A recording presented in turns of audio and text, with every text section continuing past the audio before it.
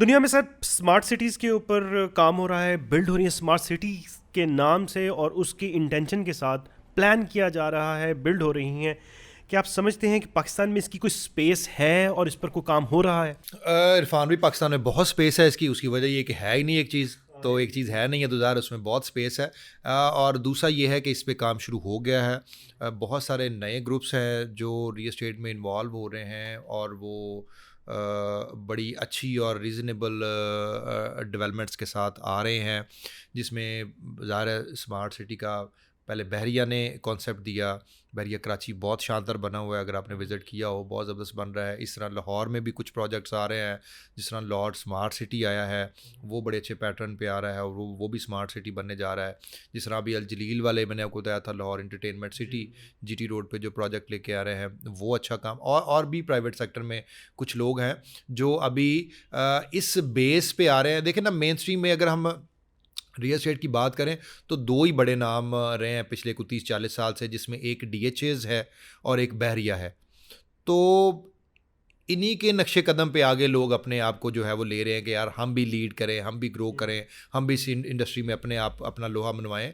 तो उस पैटर्न पे देखें ना, कैटेगरीज तो डिफ़ाइन आपने करनी है ना। एक बंदा आता है, वो कोई 150 एकड़ की सोसाइटी बनाता है, अपने पैसे मल्टीप्लाई करता है और वो भी अपने आप को डेवलपर करता है ना। और ये ठीक बात है, वो अपनी ज़ाहिर है वो अगर उस सोसाइटी को डेवलप कर देगा तो ठीक है, मतलब he is more than happy कि जी मैंने एक आपको चीज़ दी और मैंने डिलीवर करके दे दी। दूसरा पैटर्न ये होता है कि हाँ, कोई अच्छा बड़ा नाम आया या इवन बड़ा नाम ना, वो नीचे से भी अपने आप को ग्रो कर सकता है।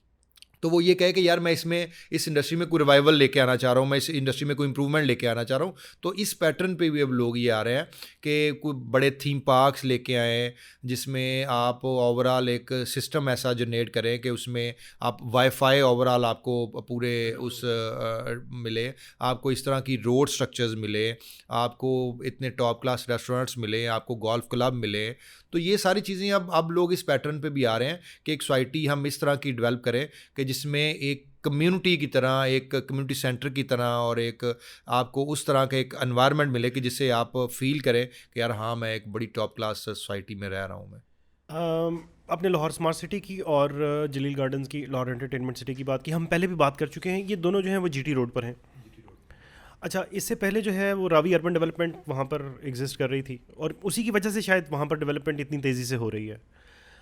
पिछले दिनों एक मीटिंग में मेरे सुनने में आया कि बहरिया टाउन ने भी वहाँ पर लैंड्स ख़रीदी हैं जो कि तारिक गार्डन या उस साइड पर कुछ हैं।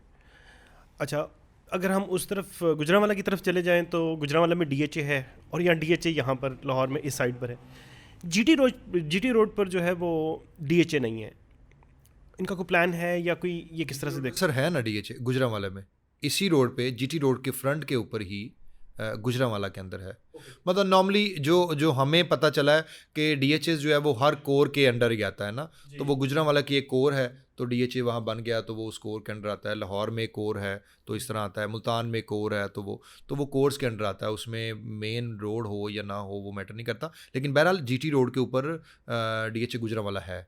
ओके, वो गुजरांवाला की विसिनिटी में आता है। लाहौर की विसिनिटी में डीएचए का कोई प्लान जीटी रोड पे एक्सपैंड होने का? फ्यूचर प्लान्स तो इनके काफ़ी हैं। जो अर्बन वहाँ पे आपने रूडा की बात की है, जो उनके साथ भी डीएचए ज़मीन बाय कर रहा है, वहाँ पे अस्क्रीज भी आ सकता है, डीएचएस भी आ सकते हैं। इसी तरह मुल्तान रोड पे डीएचए प्लान कर रहा है, वहाँ पे आ सकता है। फिरोजपुर रोड पे ऑलरेडी ये बाइंग कर रहे हैं, फिरोजपुर रोड पे डीएचए आ रहा है।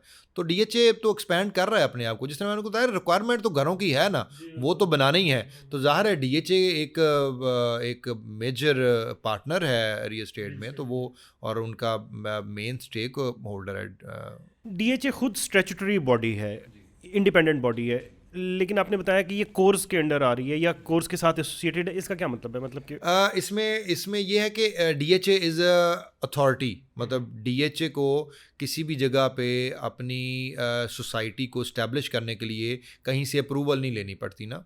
वो खुद सेल्फ और वो जो अथॉरिटी बनी हुई है, उन्होंने अप्रूवल ली हुई है फ्रॉम पार्लियामेंट। वहाँ से अप्रूवल लेके और उन्होंने अपने आप को बॉडी डिक्लेयर करवाया हुआ है, तो अब उनको कहीं पे किसी एलडीए से, किसी सीडीए से अप्रूवल नहीं लेनी पड़ती।